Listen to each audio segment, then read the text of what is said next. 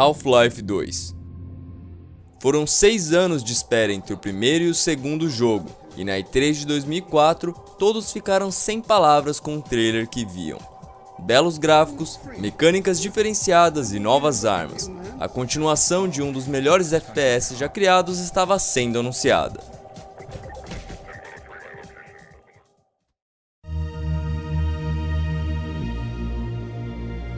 E aí, beleza? Tô aqui de volta, sejam muitíssimo bem-vindos ao MD Gameplay e a mais um vídeo da história de Half-Life. No vídeo de hoje, falaremos sobre Half-Life 2. Lançado em 2004, a continuação de um dos mais aclamados jogos de tiro em primeira pessoa fez jus à fama de seu antecessor. O jogo recebeu notas máximas e vários elogios das publicações mais conhecidas sobre jogos.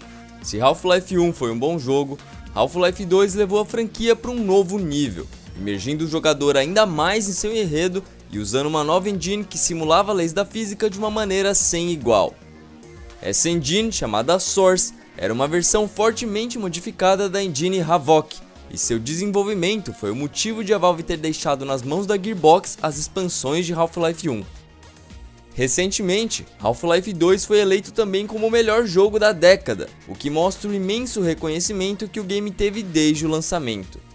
A partir de agora, vocês sempre vão ouvir eu falar sobre Mark Laidlaw. Ele é um escritor de ficção científica e horror que é responsável por boa parte do enredo de Half-Life. Muitos detalhes da história não foram mostrados em nenhum jogo, mas eles foram comentados pelo próprio escritor e, portanto, são considerados verdadeiros. Nos fóruns da Steam existe uma compilação de frases ditas em entrevistas por Mark Laidlaw, e essas declarações ajudam muito a encaixar as peças do quebra-cabeças. Se tiverem interesse em ler todas elas, eu vou deixar um link na descrição para essa compilação. Outra coisa que é preciso ter em mente é que eventuais incoerências entre Half-Life 1 e Half-Life 2 podem acabar acontecendo. A causa disso é que quando o primeiro jogo foi criado, o time ainda não fazia ideia se haveria uma continuação ou não, e portanto o enredo não havia sido totalmente construído e deixava para trás uma série de buracos. Eu também vou deixar um link na descrição do vídeo de uma entrevista em que o escritor comenta esse fato. Esse tipo de coisa é absolutamente natural em roteiros de ficção, porque você nunca sabe se o produto vai fazer sucesso o suficiente para receber uma continuação. A partir de Half-Life 2 é bem provável que o enredo já tenha sido construído mais profundamente, apesar de que existem grandes chances de que nem os criadores saibam exatamente como a história termina. As incoerências de enredo que existem entre os dois jogos são bem pequenas e para todos os efeitos a gente sempre vai considerar como verdade a versão adotada em Half-Life 2, já que essa seria uma versão mais atualizada dos fatos. Eu tenho feito isso desde o começo dos vídeos. Agora, sem mais delongas, vamos para a história. No último episódio eu expliquei rapidamente o que eram os Combine, e voltando mais atrás, no primeiro vídeo eu comentei sobre as falas de Nihilante e perguntei o que ele queria dizer com "nós somos escravos deles".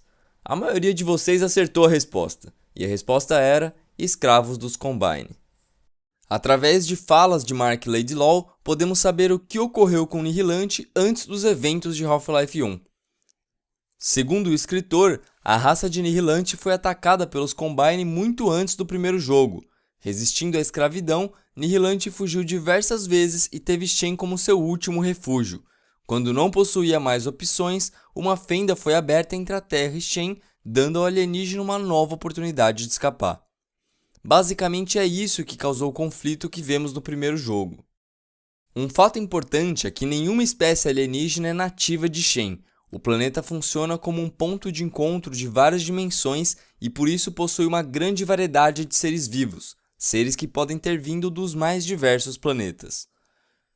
Sobre os Vorigaunts que eram escravos de Nihilante, Mark dá a entender que a raça dele escravizava Vorigaunts mesmo antes de os Combine aparecerem. Após a derrota de Nihilante por Gordon, o controle mental que ele exercia sobre os Vorigaunts acabou e libertou eles da escravidão.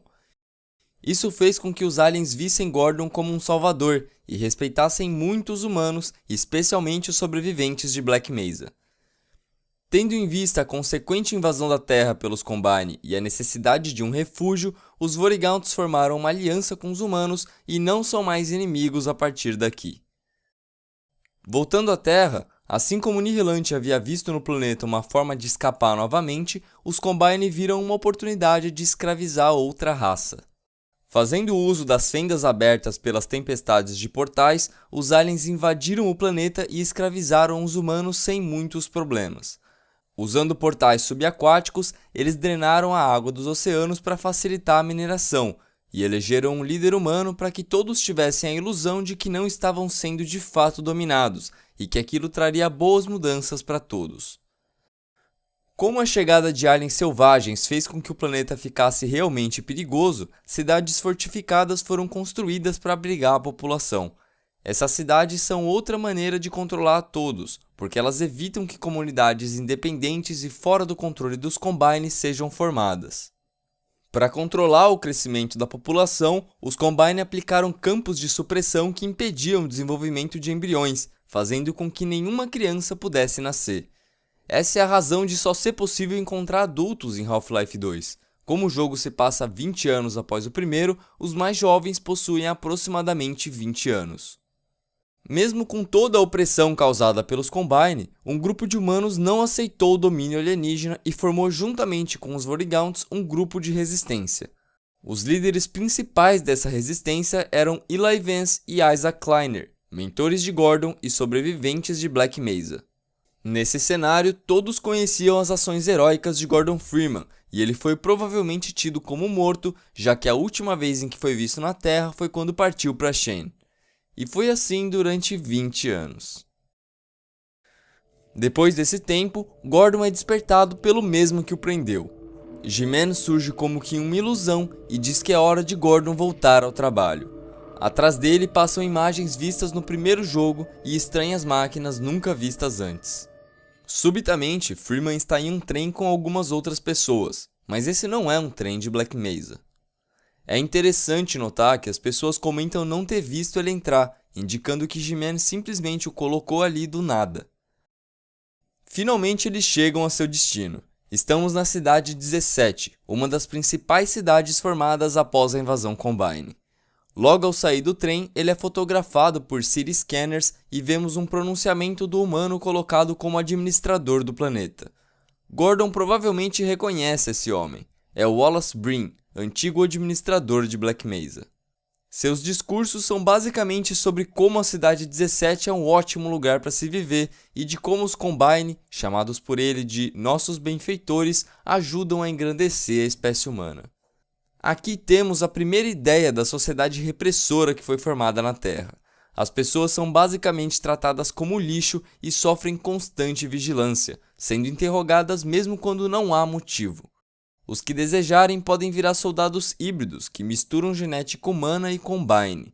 Esses soldados voluntários recebem alimentos melhores e perdem cada vez mais sua humanidade conforme adquirem patentes mais elevadas.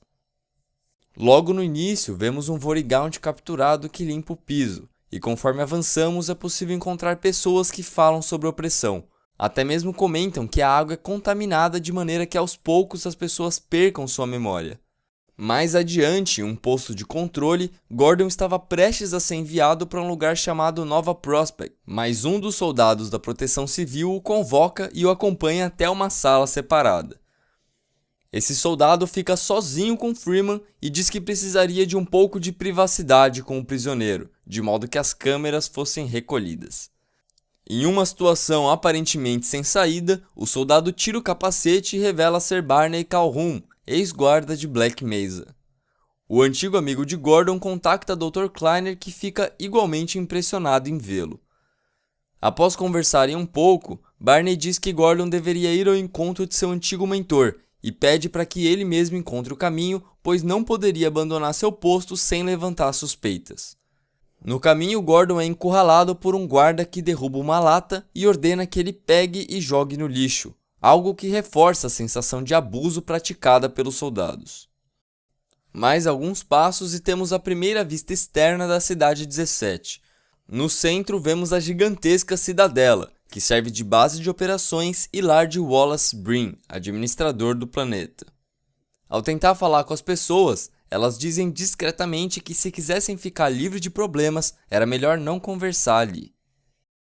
Em um beco vemos o primeiro Synth, criaturas vivas que foram geneticamente modificadas ou fruto de evolução forçada, dotadas de implantes cibernéticos para fins militares. A criatura em questão é um Strider. A forte presença militar, opressão, discursos mentirosos de Brim, constante vigilância e lavagem cerebral certamente lembram a sociedade reprimida descrita no livro 1984 de George Orwell, e talvez o livro tenha servido de inspiração para esse aspecto do jogo. A arquitetura da cidade sugere que ela fique no leste europeu, e outra referência que verão mais adiante reforça essa ideia. Gordon entra em um dos prédios procurando pela rota que o levaria ao laboratório do Dr. Kleiner, mas a constante vigilância da cidade 17 percebe um erro na contagem de pessoas no bloco onde Gordon está, e os soldados da Proteção Civil são acionados para encontrar o infrator. Com a ajuda de alguns moradores, ele consegue fugir do prédio, sendo constantemente perseguido pelos soldados. No telhado, vemos pela primeira vez um gunship, outra espécie de synth, dessa vez voadora. Um pouco mais adiante, Gordon acaba sendo encurralado por soldados da Proteção Civil. Quando estava prestes a perder a consciência, ele ouve uma voz feminina e vários soldados aparentemente sendo nocauteados. Instantes depois, ele acorda e conhece Alex, filha de Eli Vance. É interessante reparar que no incidente de Black Mesa, Alex era apenas uma criança, mas agora está adulta. Por outro lado, Gordon não envelheceu um só dia enquanto esteve aprisionado por G-Man, e portanto deve ter aproximadamente a idade dela. Alex guia Gordon até o laboratório de Dr. Kleiner, e comenta achar curioso ele ter aparecido justamente naquele dia. Durante anos, os membros da resistência que fugiam da cidade 17 precisavam atravessar um perigoso caminho pelos antigos canais, mas naquele dia eles estavam prestes a testar uma melhor alternativa. No laboratório, Kleiner fica feliz em ver Gordon e anuncia que ele havia chegado em um dia memorável. O doutor diz que Alex havia acabado de instalar a última peça necessária para um dispositivo de teletransporte que iria facilitar a fuga de refugiados. Essa máquina finalmente funcionaria pela primeira vez naquele exato momento. Barney, que havia acabado de se juntar ao grupo, pergunta se a máquina estava realmente funcionando dessa vez, porque ele ainda tinha pesadelos com um certo gato, provavelmente um teste anterior que havia dado errado e levado o animal a um destino trágico. Como a roupa de cidadão não era mais necessária, Kleiner fornece a Freeman uma HV Suite modificada que é capaz de utilizar as estações de recarga dos Combine. E aqui conhecemos também Lamar, um headcrab sem presas que tornou-se animal de estimação de Dr. Kleiner. Desobedecendo seu dono, Lamar foge e entra em um tubo de ventilação. Seguindo para o teletransportador, Kleiner contacta Eli, que também fica impressionado com a presença de Gordon e faz os preparativos para seu primeiro teste com um humano, que seria feito em Alex. Alex se posiciona dentro da máquina e Gordon a ativa. O teletransporte dela é bem sucedido e agora seria a vez de Gordon. Tudo corria bem, mas instantes antes de o teleporte acontecer, Lamar aparece e acidentalmente causa uma falha no processo, fazendo com que Gordon caia novamente em um refluxo harmônico. Em meio aos teletransportes, Freeman acaba na sala de Wallace Brim, que fica assustado com a repentina aparição. Após mais alguns teleportes, Freeman volta a aparecer lá. Na segunda vez, percebemos que Brim falava com algum tipo de criatura e percebe definitivamente quem havia aparecido em sua sala. O administrador fica consciente de que Gordon estava vivo e de volta. What's the meaning of this? Who are you? How did you get in here? The more I saw, I'm all but certain it was Gordon Freeman. Gordon aparece do lado de fora do laboratório de Kleiner, e Eli o vê pela janela, dizendo para Kleiner desligar o teletransportador. Com o equipamento desligado, o refluxo harmônico acaba, mas Gordon é encontrado por câmeras de vigilância. Antes de partir, Barney aparece e o instrui a ir pelos antigos canais, que o levariam até o laboratório de Eli. Se olharmos para a cidadela nesse ponto, é possível reparar que ela muda sua forma entrando em seu estado de vigilância, que permite um escoamento mais eficiente de tropas. Barney diz que apesar de a rota ser perigosa, haveria toda uma rede de membros da resistência que o auxiliariam em seu percurso. Para completar, ele entrega a Gordon um bom e velho pé de cabra. A notícia da presença de Gordon Freeman se espalhou rapidamente e gerou uma imensa esperança nos membros da Resistência que o viam como uma lenda viva. As consequências dessa esperança poderiam ser desastrosas para os Combine, que passam a perseguir Freeman com urgência. Os discursos de Breen também mudam, e ao invés de somente exaltar as melhorias que os Combine trouxeram, também incentiva a população a não cooperar com Freeman, prometendo recompensas a quem denunciá-lo e punições aos que cooperarem. Conforme avança pelos antigos canais até a base da Resistência, encontramos os diversos postos de controle que auxiliam os que fazem esse percurso, mas devido à consciência de que Gordon estava na cidade, todo o contingente da Proteção Civil é acionado para detê-lo. O fato de procurarem pelos esgotos faz com que boa parte desses postos sejam descobertos pelos Combine. Em um deles, um membro da Resistência inclusive menciona ser provável que Gordon fosse o último a passar por aquele caminho. Na verdade, durante todo o percurso, diversas pessoas se sacrificam para que Gordon chegue onde precisa com a maior segurança possível, e provavelmente ele falharia se não tivesse tanto suporte dos que estavam dispostos a tudo para ajudá-lo. Pouco depois encontramos um posto que ainda não havia sido descoberto pelos Combine. No rádio, ouvimos a voz de alguém que parece ser Alex, que alertava que Gordon estava de volta e que percorreria o antigo canal. Ela também pede para que o emprestem um barco. Aqui vemos pela primeira vez as Red Crab Shells, uma espécie de arma biológica que consiste em uma cápsula contendo Red Crabs vivos. Por conta dessa arma também encontramos alguns Red Crab zombies no caminho. Em um posto da Resistência mais adiante, Gordon toma controle de um hovercraft, o barco que Alex havia pedido para lhe emprestarem. A mulher que o aguardava diz que ele conseguiria mais ajuda e suprimentos na estação 7, que ficava logo adiante em um antigo celeiro vermelho. Ao nos aproximarmos do tal celeiro, é possível ver G-Man, que continua observando Gordon durante toda sua jornada, assim como havia feito em Black Mesa. Na verdade, ele já havia aparecido anteriormente, mas na tela de uma televisão e não pessoalmente. Essas aparições em TVs ou monitores são bem comuns no segundo jogo.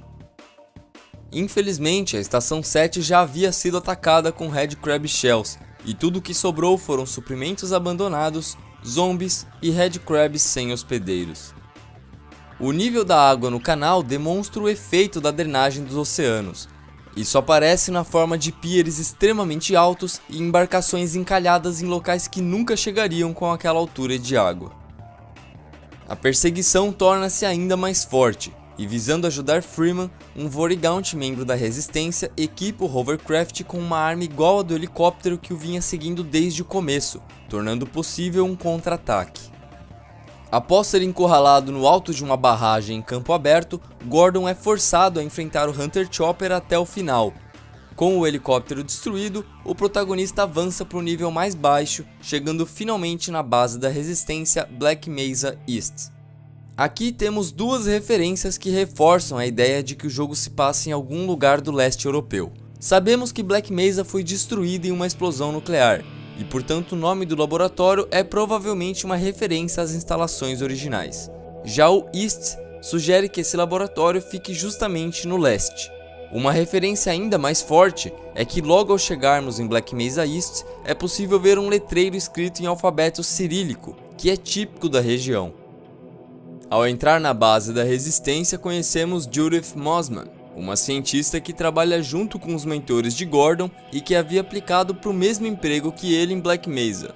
Logo após a verificação de segurança, ela o leva até Eli. No caminho, a cientista comenta os avanços que fizeram na tecnologia de portais, dizendo que haviam encontrado uma maneira de teletransportar-se sem a necessidade de passar por Shen. Mossman revela também que a tecnologia de portais dos Combine é inferior à dos humanos.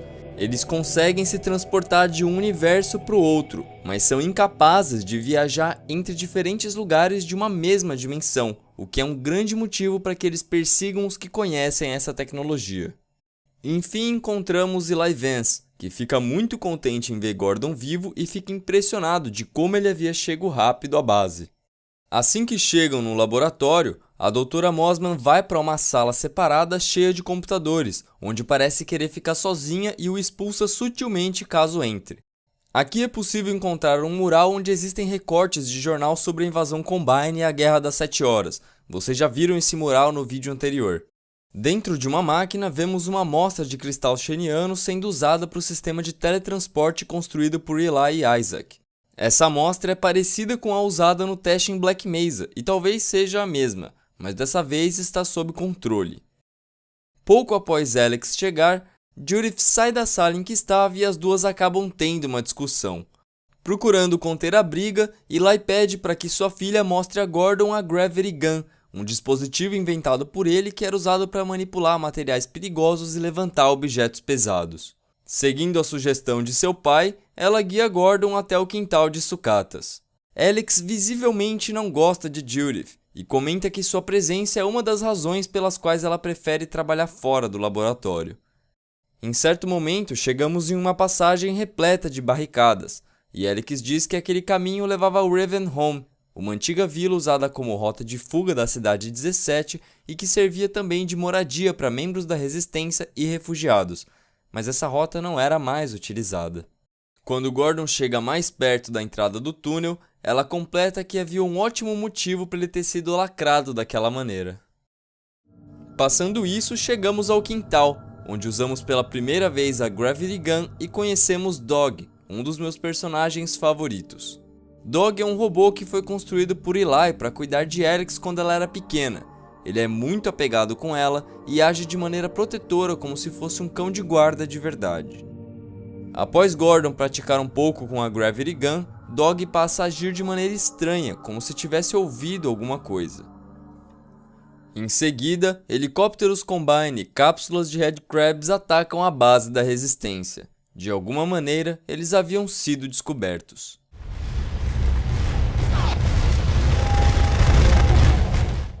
Antes de conseguirem entrar de volta para a base, Alex fala com seu pai que ordena que eles fujam pela costa. Ele tenta dizer para que eles não vão por algum lugar, mas a comunicação acaba sendo cortada antes que ele terminasse de falar. Enquanto eles procuravam por Eli, o teto desaba e separa os dois, deixando o protagonista sem saída. Provavelmente com medo que Freeman fosse capturado, Alex pede para que Dog o leve até o túnel que ia para Ravenholm, pois através dele Gordon conseguiria chegar novamente à cidade 17. Dog abre o caminho para que ele pudesse passar e em seguida volta para tentar encontrar Alex. Nos primeiros passos desse túnel encontramos mais barricadas e proteções. O que quer que tivesse em Ravenholm haviam feito de tudo para que não saísse de lá, e Gordon estava prestes a descobrir o que era. Chegando a Ravenholm, Gordon se depara com uma cidade abandonada e sombria. Uma metade de um corpo pendurado em uma árvore e a aparição dos primeiros zumbis fazem o cenário de terror do lugar ficar claro. Esse provavelmente é o capítulo mais assustador de toda a série e adiciona uma componente de suspense muito forte no jogo. Além disso, é o playground perfeito para a recém-adquirida Gravity Gun, com serras, galões de combustível e ferramentas espalhadas por todo o cenário. A partir daqui é comum encontrarmos também duas variantes de Headcrabs. Um deles é capaz de se movimentar mais rapidamente, sendo o alvo mais difícil que os tradicionais, e o outro ataca com uma neurotoxina capaz de deixar Gordon com apenas um ponto de vida. Apesar de os pontos de vida serem recuperados aos poucos, nesse intervalo você fica muito vulnerável a outros ataques. Não demora muito para entendermos o que ocorreu em Ravenholm. A presença de inúmeras cápsulas de Headcrabs mostra que a antiga cidade de refugiados foi descoberta pelos Combine e bombardeada severamente com as armas biológicas, transformando grande parte de seus habitantes em zumbis. A cidade tornou-se repleta de morte, mas nem essa situação foi capaz de derrotar todos. Logo no início vemos uma armadilha feita para zumbis e ouvimos uma voz, revelando que havia mais alguém vivo na cidade. Um pouco mais adiante conhecemos finalmente Father Grigori, sobrevivente e antigo padre de Ravenholm. A personalidade de Grigori é estranha. Apesar de ser um aliado, o padre aparenta ter perdido um pouco da sua sanidade, o que é compreensível na situação em que ele vive. A mira de Grigori com sua Annabelle é muito eficiente, e ele aparece em várias situações para ajudar Gordon ou lhe indicar um caminho. Ao sair de uma casa, vemos criaturas estranhas saltando pelos telhados e ouvimos uma espécie de uivo pela primeira vez.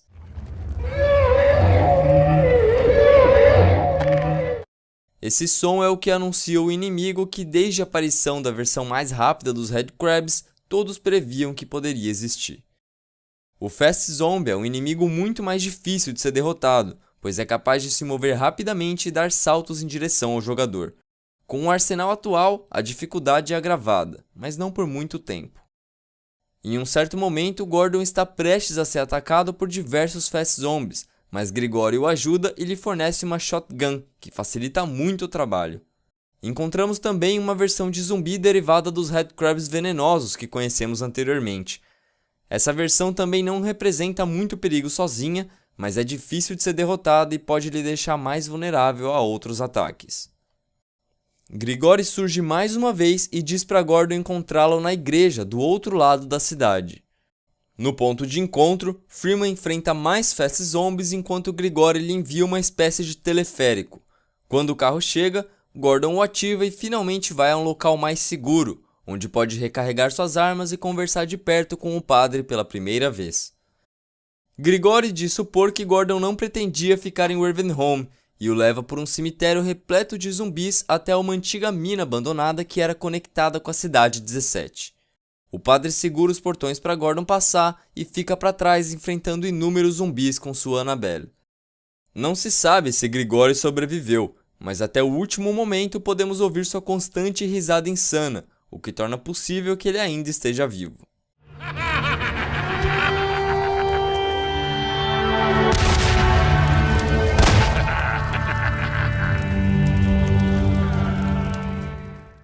Passando pelas minas, Gordon chega novamente à cidade 17. Nessa região ele enfrenta pela primeira vez os Overwatch Soldiers, uma patente mais alta do que simplesmente os guardas da proteção civil. Aqui o protagonista adquire também uma espécie de rifle modificado, contendo tecnologia Combine.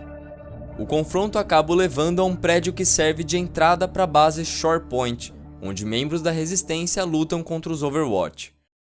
Gordon os ajuda e retorna finalmente ao acolhimento da resistência depois de passar quase sozinho por Ravenholm. Aqui vemos muitos feridos por conta de ataques dos Combine, e Gordon é levado pelo líder Leon a um computador conectado com Alex. No caminho ele é informado de que o pai dela havia sido capturado. Aliviado em vê-lo vivo, Alex diz que o veículo em que estavam Eli Vance e Judith Mossman havia sido interceptado pelos Combine, e ambos foram levados a Nova Prospect. Ela diz que o local era uma antiga prisão de segurança máxima, mas que havia se tornado algo muito pior. A fim de resgatar seu pai, ela combina com Gordon de se encontrarem na estação de trem de Nova Prospect. O líder de Shore Point menciona que eles estavam na temporada de reprodução dos Ent-Leons e que seria suicídio viajar pela costa. Alex o lembra de um carro usado para patrulhas, no qual seu pai havia instalado um tal cannon, e pergunta se ele estava disponível. Leon responde positivamente e pede para que preparem o carro para a partida de Freeman. Aqui começamos o capítulo Highway 17, onde Freeman viaja pela costa através da autoestrada com uma espécie de bug modificado. Logo no início vemos pela primeira vez os Ent-Leons, uma espécie de alien inseto. Por conta de sua temporada de reprodução, os Ent-Leons estão extremamente agressivos, tornando impossível as viagens comuns. O bug é equipado com uma caixa de munição na traseira e é içado com Gordon para colocá-lo suavemente no chão. Enquanto isso, membros da resistência lhe dão cobertura matando os Ent-Leons ao seu redor. Infelizmente, o ímã do guindaste para de funcionar e Gordon cai com o bug capotado. Com a ajuda da Gravity Gun, ele levanta o veículo rapidamente e começa seu percurso até a prisão onde está Eli. Durante todo o caminho, vemos o efeito da drenagem das águas dos oceanos pelos Combine. Estruturas que deveriam estar no mínimo no nível do mar ficam visivelmente distantes da água. Ao longo da autoestrada existem diversos prédios que serviam de postos avançados da resistência. Somente as bases principais continuaram funcionando. Gordon acaba precisando invadir vários desses lugares a fim de liberar o caminho para seu veículo. Neste capítulo também vemos pela primeira vez os Restrictors, máquinas com um pistão que atinge o solo com força, criando fortes vibrações que parecem assustar os Ent-Leons e mantê-los à distância. Devido à grande proliferação dessas criaturas, os Restrictors são largamente utilizados em locais próximos a seus ninhos, para evitar que esses lugares sejam invadidos pelos insetos. A primeira grande base a ser avistada é New Little Odessa. Pouco antes de chegar lá, é possível ter acesso a um binóculos, com o qual podemos observar a base e ver G-Man conversando com um homem num terraço. Chegando na base, Gordon é informado de que eles estão prestes a ser atacados por gunships, e o coronel Odessa Cubad, líder da base, lhe encarrega de derrubar as aeronaves com um RPG. Após derrotar os gunships, Gordon continua sua viagem pela costa dirigindo-se à base de Lighthouse. Passando por diversas bases tomadas pelos Combine, Gordon chega a um túnel infestado de zumbis e carros no meio da pista. Com a ajuda da Gravity Gun, ele limpa o caminho e continua sua viagem. O protagonista chega finalmente à base de Lighthouse, o mais perto que ele poderia chegar de Nova Prospekt pela estrada. Ao chegar, o líder da base pede para que ele esconda seu carro imediatamente, pois os Combine estavam procurando por ele. Pouco depois, a base também é atacada. O confronto em Lighthouse é muito mais forte. Dessa vez foram mandados não só gunships, como também dropships, aeronaves de transporte que trouxeram dezenas de Overwatch com elas. Após derrotar os invasores, Gordon é levado a uma entrada secreta que passava por uma falésia, a partir da qual ele poderia terminar seu percurso a pé até chegar em Nova Prospekt. Instantes depois de sair da base, ela é novamente atacada pelos Combine, de maneira que muito provavelmente todos foram mortos ou capturados. Nesse momento é possível ver um dropship levando o Scout Car embora. Junto com o carro estava o Tau Cannon, e portanto existe o risco de os Combine terem tido acesso à tecnologia da arma que pode ser usada em massa contra a resistência no futuro. Um pouco mais à frente, Gordon encontra dois membros da resistência, Sandy e Laszlo. Sandy avisa Gordon que ele deveria ficar longe da areia, pois isso chamava a atenção dos Ant-Lions. Laszlo acaba se mexendo e é morto pelos insetos. Sandy diz que os dois estavam tentando chegar ao Vorigaunt Camp para conseguir um pouco da chamada Bug Bait, que seria capaz de manter os insetos sob controle. Passando por pedras para evitar tocar na areia e com a ajuda de alguns Restrictors, Gordon avança por uma região portuária onde os efeitos da drenagem dos oceanos também é evidente. Perto do Vorigaunt Camp, Freeman é forçado a tocar na areia e acaba sendo atacado não somente por Ant-Lions, mas também por um Ant-Lion Guard, uma espécie muito mais forte e maior, que protege as vizinhanças e entradas dos ninhos. Já na frente do Vorigaunt Camp, um membro da resistência dá suporte a Gordon para derrotar a criatura. Depois da batalha, um Vorigaunt sai da base e retira do Ant-Lion Guard morto os Pheropods, mais conhecidos como Bug Bait. Em seguida, o Alien guia Freeman pela base e lhe ensina como usar os Pheropods. Os Pheropods são na verdade uma glândula presente nos Ant-Lion Guards que é capaz de gerar feromônios que controlam os outros insetos. Com eles, Freeman é capaz de ter seu pequeno exército particular de Ant-Lions. Após aprender a usar sua nova ferramenta, Gordon é levado pelo Vorigaunt a uma outra entrada da base, que é extremamente próxima de Nova Prospekt. Para possibilitar a passagem de seus Ant-Lions, Freeman desativa os Restrictors que estão ao redor de Nova Prospekt e ataca as torres de vigilância ao redor da prisão. Mesmo estando em grande desvantagem numérica, com a ajuda dos insetos, Gordon consegue limpar seu caminho até chegar em uma falésia, onde o esgoto da prisão era jogado. Através dos encanamentos vazios, o protagonista invade silenciosamente o interior da prisão, eliminando alguns guardas antes de ser notado. Após perceberem a presença do invasor, os Overwatch defendem a prisão e chamam gunships, que chegam pouco depois do início da batalha. Com a constante ajuda dos Ant-Lions, Gordon derrota os Overwatch e derruba dois gunships que o atacavam. A batalha acaba abrindo uma passagem na parede que possibilita Gordon entrar na prisão. Uma vez dentro de Nova Prospekt, o protagonista descobre que a prisão estava em um caos maior do que o esperado.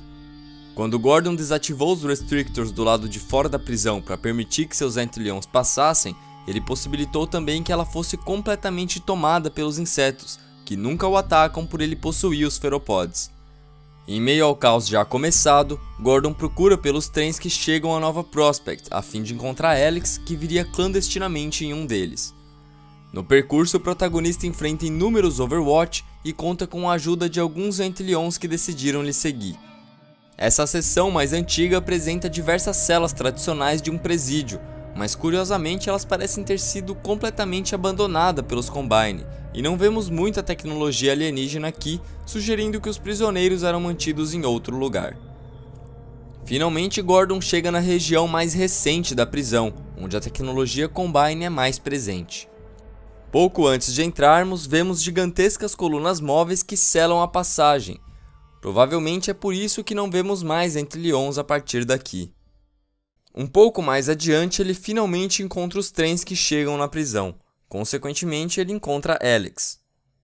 Ela comenta que seu pai estava em um dos campos de contenção e abre as portas para que os dois avancem juntos por Nova Prospect. Chegando a uma sala de controle, Alex descobre onde está o seu pai e o envia para outro cômodo onde podem conversar por uns instantes. Ela diz que talvez fosse capaz de recalibrar a máquina de teletransporte dos Combine para enviá-los ao laboratório de Dr. Kleiner e manda seu pai até esse lugar a fim de encontrá-lo lá para fugirem. Alex se separa de Gordon por uns instantes e hackeia o sistema interno dos Combine para ajudá-lo. Reencontrando o protagonista, ela usa outro computador para procurar por Judith, mas descobre que a cientista não estava presa assim como Eli. Judith estava do lado dos Combine e havia traído a resistência. Se lembrarem bem, pouco antes da invasão de Black Mesa East, Judith foi para uma sala reservada, onde provavelmente contactou os Combine para informar a chegada de Gordon e sinalizar o ataque. Na conversa que Judith tinha com Breen, é possível entender que ela nunca quis entregar Eli, mas sim Gordon, e ela mesma havia sido enganada quando Eli foi preso. Judith refere-se a fazer com que Eli acredite por si mesmo na causa deles, o que mostra que ela estava realmente convencida de que Breen não queria o mal, e acreditava que se Eli trabalhasse para os Combine, isso seria melhor para todos. Alex pede para que Gordon vá na frente outra vez, enquanto ela desativava o segundo nível de segurança. Após Gordon enfrentar muitos soldados com o apoio distante de Alex, ela junta-se novamente a ele. Em outro terminal, ela descobre a localização de Judith e tranca as portas de onde a cientista estava para evitar que ela fugisse. O encontro dela com Mossman é bem hostil, e a parceira de Eli tenta se explicar.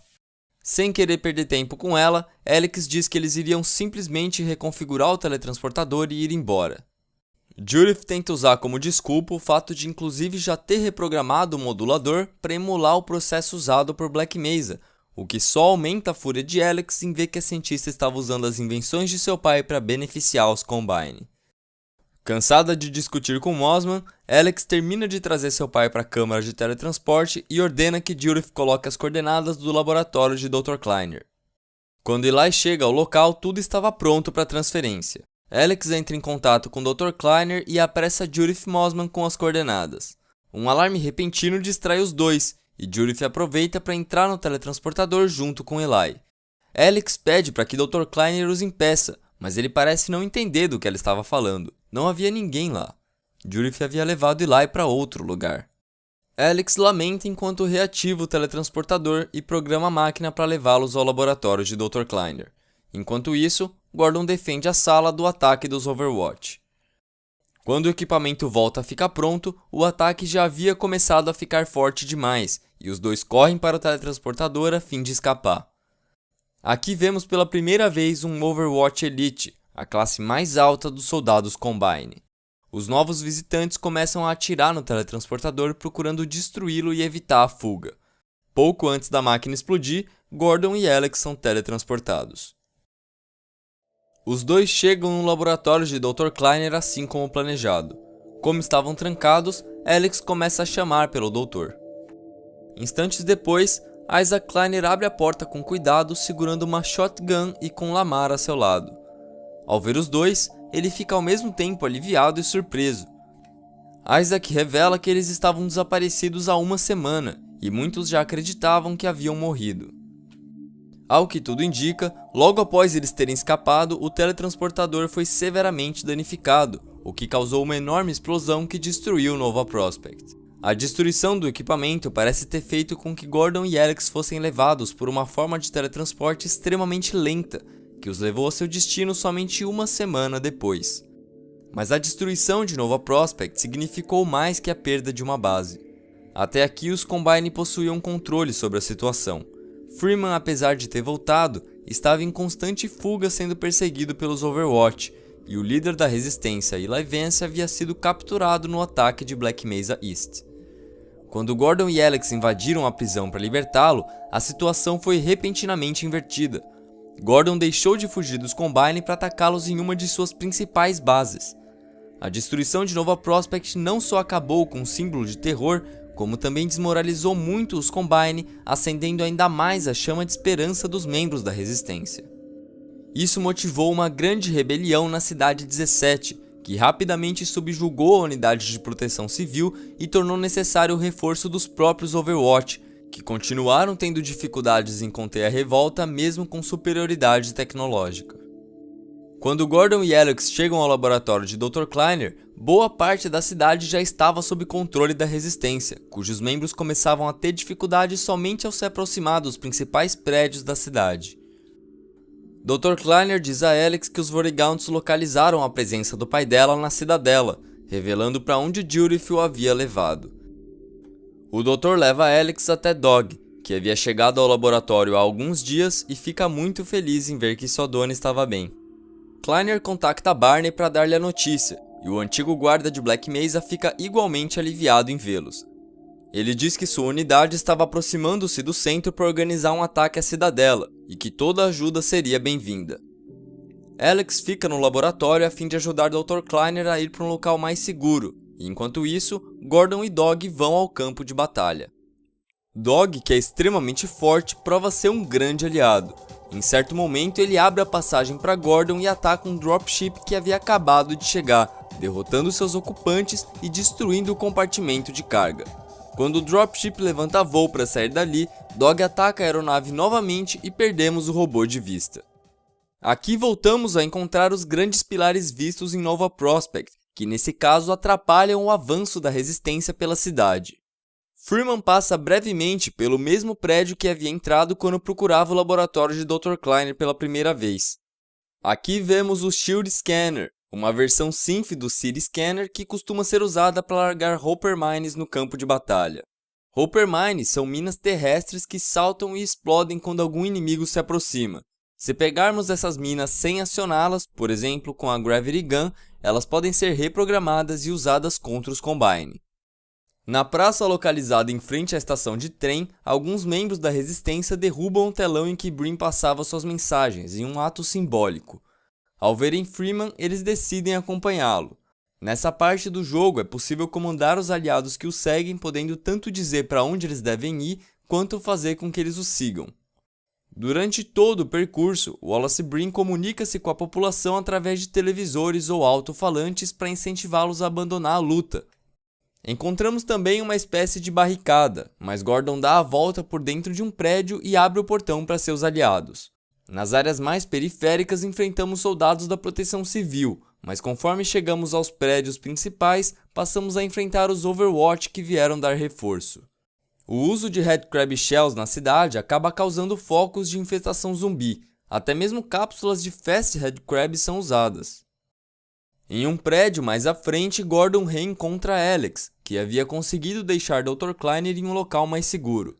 Ela diz que no prédio havia um centro de comando e esperava encontrar informações sobre os geradores lá.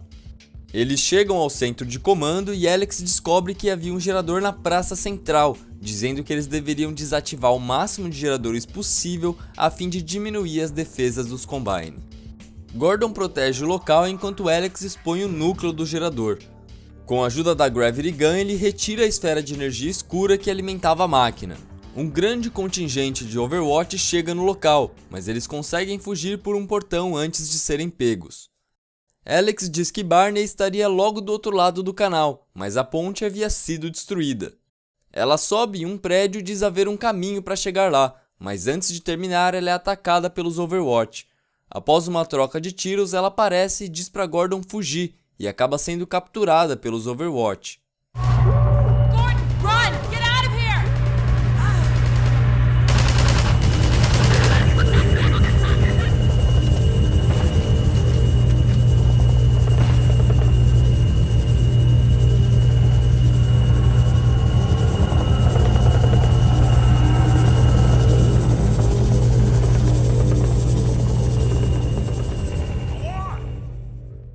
O protagonista atravessa pelos esgotos e é avisado de que Barney havia sido encurralado por snipers em um velho armazém.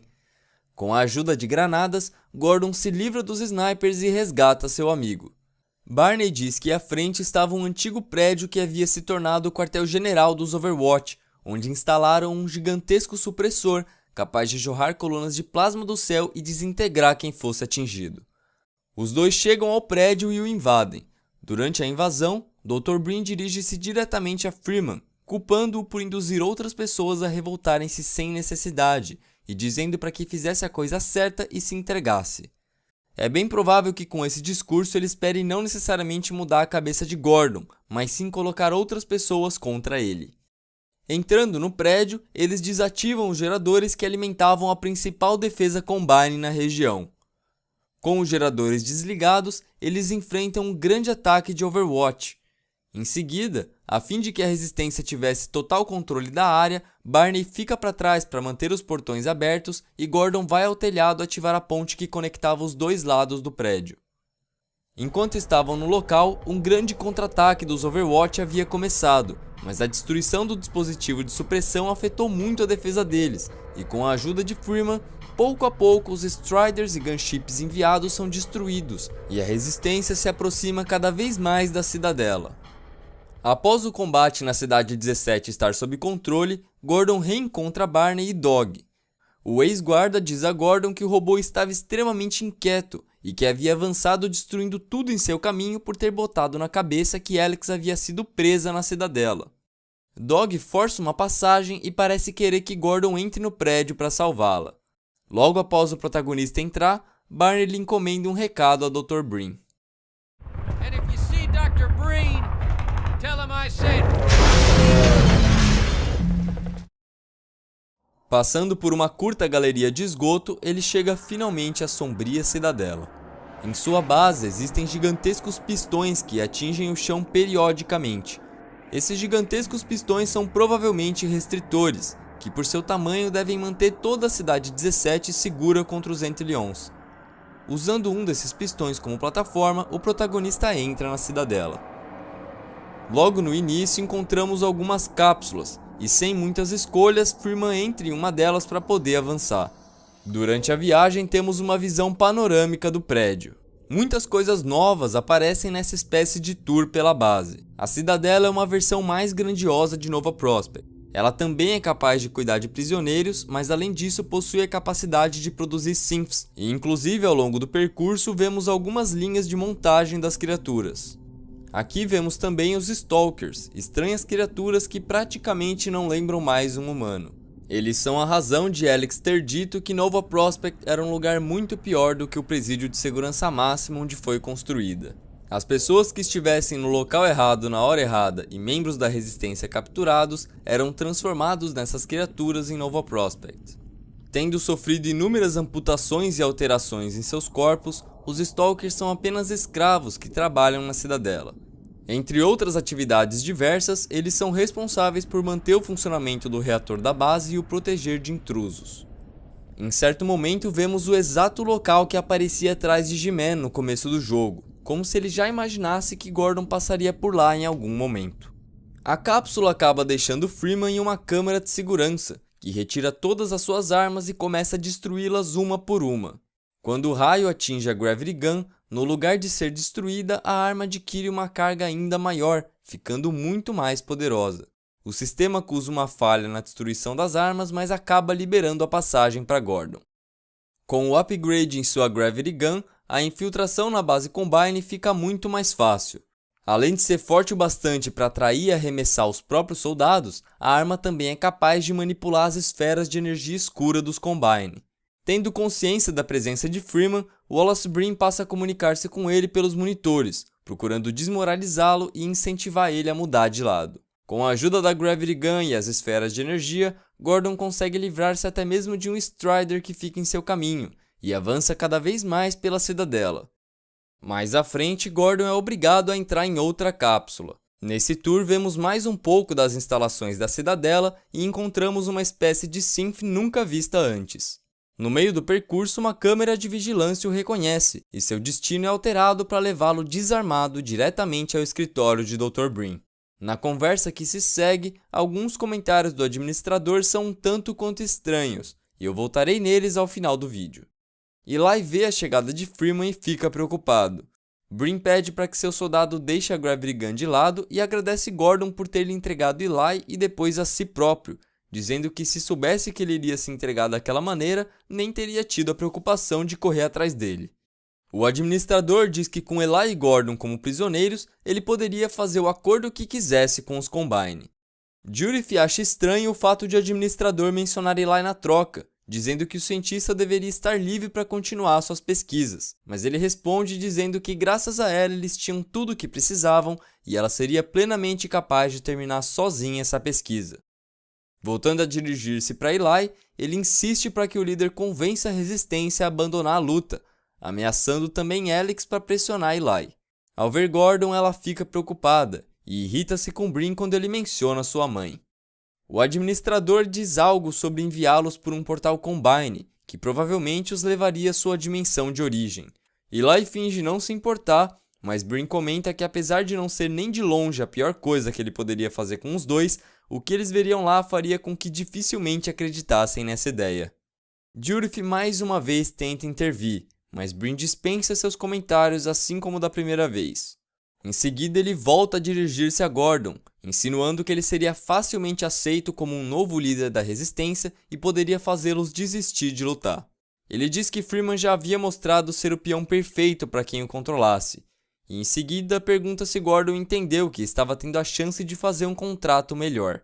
Brin completa dizendo entender que Freeman não quisesse falar sobre isso na frente de seus amigos, e decide livrar-se deles para que pudessem conversar tranquilamente. Vendo que havia sido manipulada, Judith rebela-se contra Brin e impede que ele leve Eli e sua filha para o portal Combine. Brin consegue chamar os guardas pouco antes de a Dra. Mossman desativar o comunicador, e podemos ouvi-los bater na porta trancada. Ele tenta convencê-la a parar com aquilo, mas já era tarde demais. Ela havia percebido que tinha sido enganada. Enquanto ela libertava Gordon, Brin pega a Gravity Gun e atira na direção deles, fugindo em meio à confusão.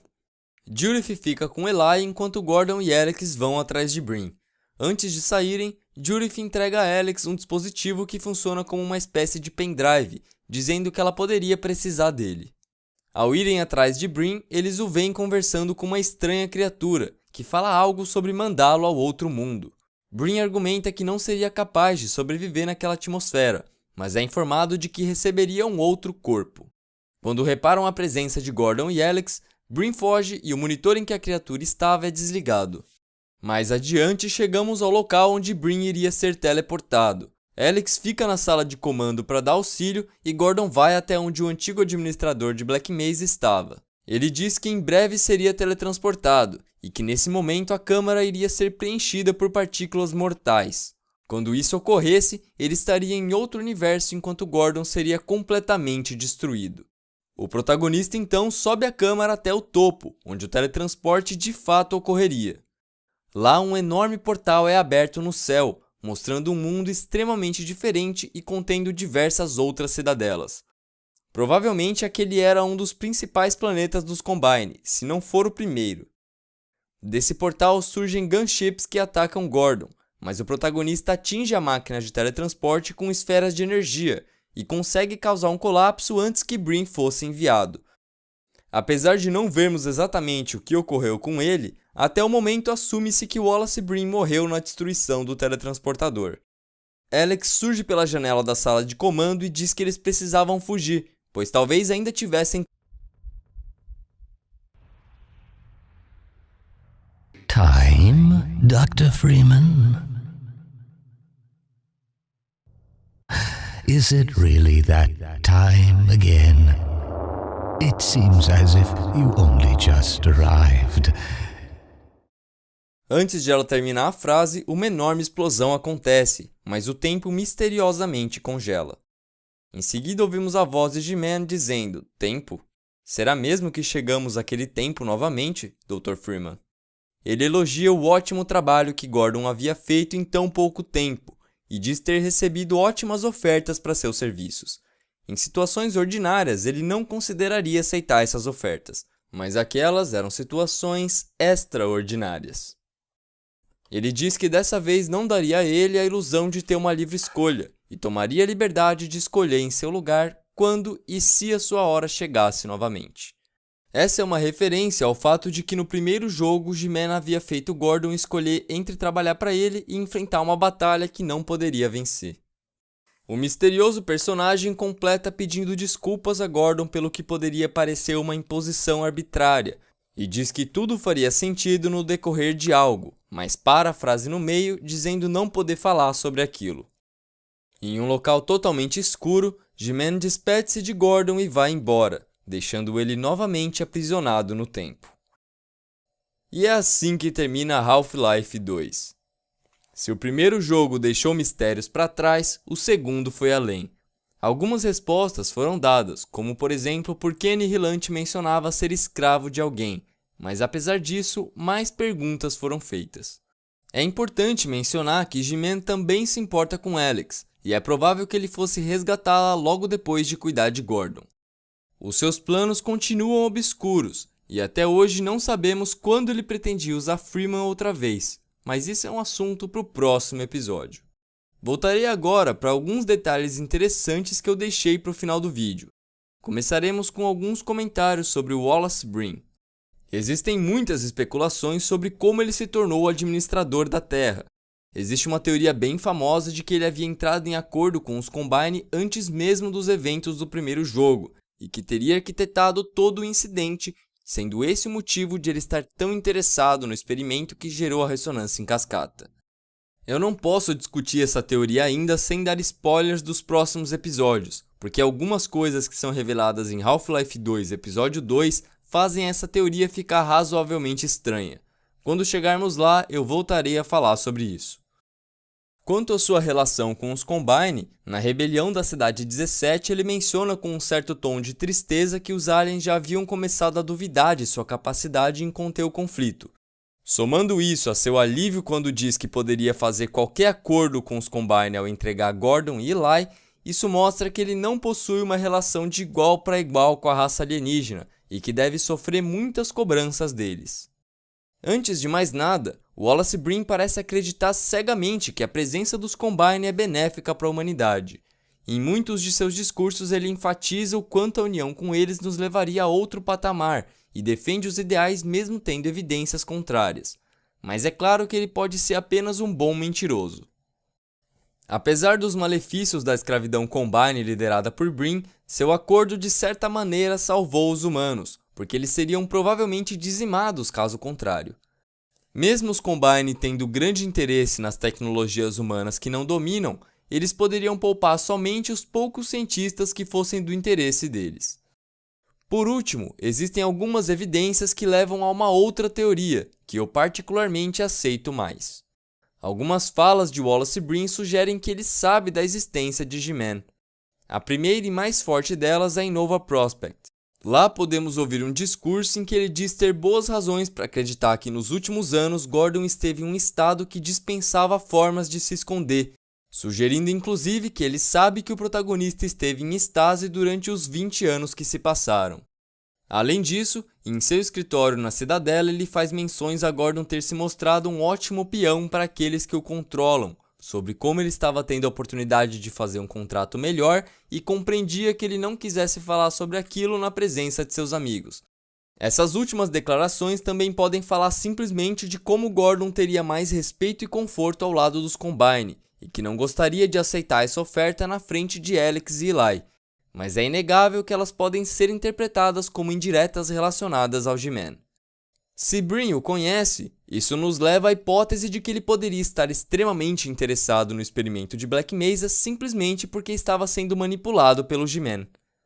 O administrador pode tanto ter sido forçado a autorizar o procedimento, como também ter agido por ganância, baseado em algo que o misterioso personagem tenha dito ou prometido.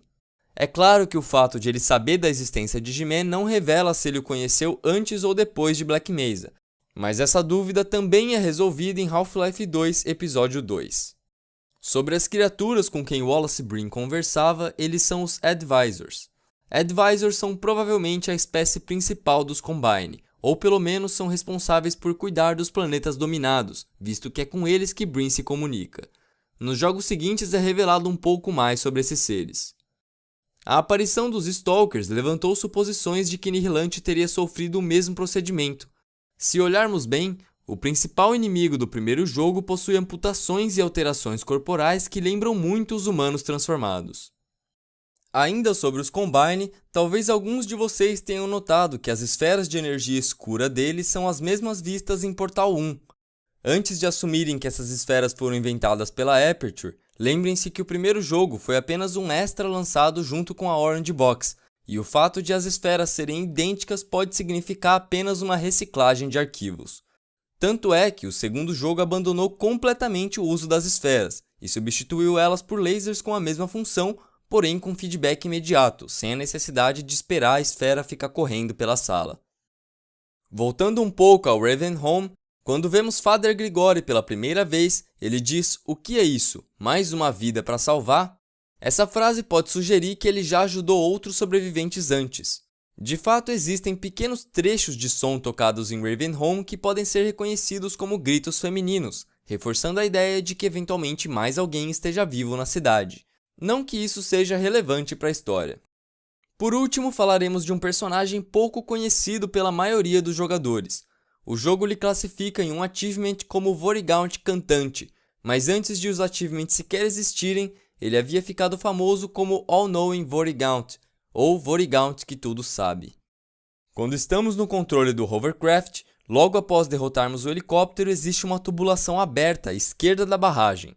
Se entrarmos nessa tubulação e sobrevivermos à água tóxica, chegamos a um local onde há um Vorigaunt fazendo uma espécie de canto e um Fast Head Crab sendo assado em uma fogueira. Esse específico Vorigaunt possui quase todas as frases ditas pelos outros, e além disso ele possui algumas frases que são exclusivas dele. Algumas delas são banais, mas outras são bem interessantes.